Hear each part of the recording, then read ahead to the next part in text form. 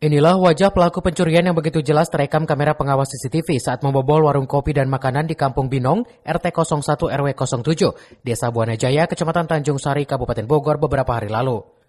Aksi kawanan maling yang diduga dilakukan lebih dari satu orang ini terekam CCTV saat mulai dari menjebol warung yang terbuat dari kayu dan masuk ke warung, serta saat menguras isi warung.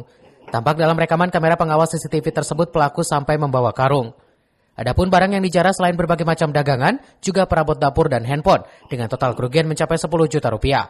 Adapun kejadian ini telah dilaporkan ke Kepolisian Polsek Tanjung Sari beserta alat bukti rekaman CCTV.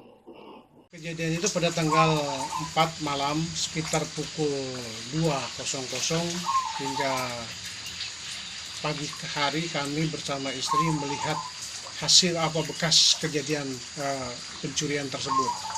Seluruh yang ada di dalam isi warung itu habis bersih, termasuk kebutuhan perlengkapan ke kebun. Kira-kira kerugian semuanya berapa tuh, Bang? Kalau nominal itu sekitar 10 jutaan. Mengingat sering terjadinya pencurian di wilayah Kecamatan Tanjung Sari, pihaknya berharap Kepolisian Polsek Tanjung Sari dapat mengungkap kejadian pencurian yang menimpa warungnya dan segera menangkap pelakunya. Dari Tanjung Sari, Kabupaten Bogor, Edi Junaidi melaporkan.